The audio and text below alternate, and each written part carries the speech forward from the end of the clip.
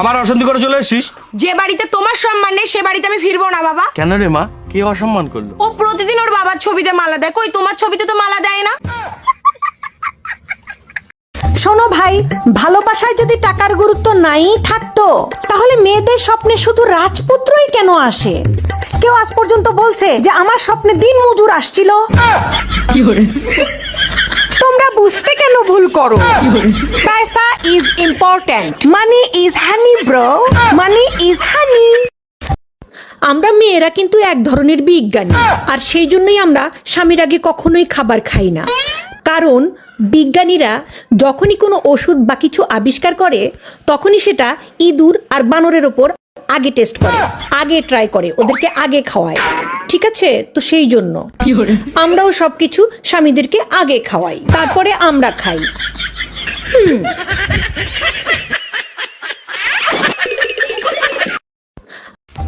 জীবনের শুরুটাই হয়েছে স দিয়ে।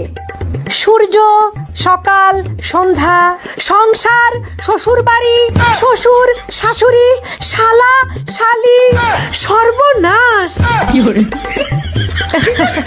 যার জীবনে এই স আছে সে শেষ, শেষ সে জীবনের।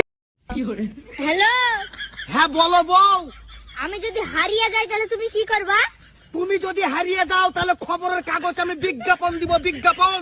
খবরের কাগজে কি লিখবা? খবরের কাগজে লিখবো যে আমার বউকে যে পাবে তার। হ্যালো বাবা, আমার ছেলেটা মোটেই পড়াশোনা করে না, ওরে নিয়ে কি করি বলুন তো? তুই বাড়ি যাওয়ার পথে 2 ডজন ব্যাটারি কিনে নিয়ে যাস মা। ব্যাটারি কিনলে আমার ছেলে পড়াশোনা করবে?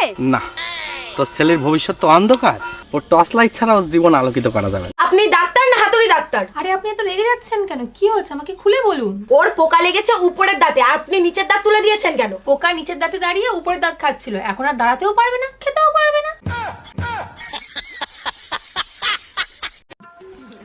আজব কাণ্ড, বরের টাকা হারিয়েছে, বর টাকা না খুঁজে আমাকে খুঁজছে।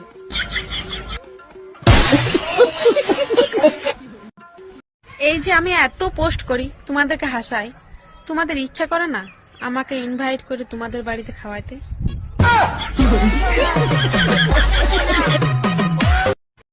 ভাগ্যিস ভাল লাগে না রোগের কোনো ওষুধ নেই, না হলে কিনতে কিনতে ভিখারি হয়ে যেতাম।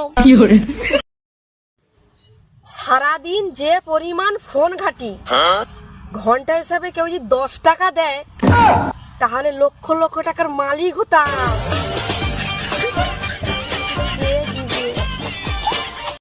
শোনো মাম্মাম, যা বলবো মন দিয়ে শুনবে। কেন কান দিয়ে শুনলে কি কোনো অসুবিধা আছে? কি হলো বলো, অসুবিধা আছে? বলো কি হলো বলো। বলি বোনটি, জীবনেই একটা কথা সবসময় মনে রাখবে, যেখানে তোমার জন্য কোনো জায়গা নাই সেখানে ধাক্কা ধাক্কি করে জায়গা করে নিবা।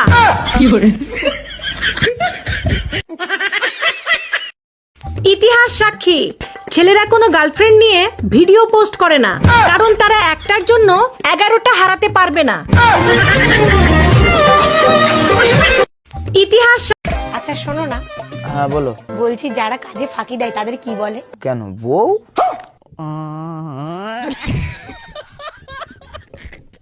আচ্ছা শোনো না, আর কি কি সামলাতে হবে? কি কি সামলাতে হবে মেয়েদের? আর বিয়ের পর বরকে সামলাও, সংসার সামলাও, বরের সম্মান নষ্ট কি করে না হবে সেটা সামলাও, আর কি কি সামলাতে হবে? মেয়েরা শুধু নিজের মুখটা সামলাক তাহলেই হবে, আর কিচ্ছু সামলাতে হবে না। ওই একটা সামলালে সমস্ত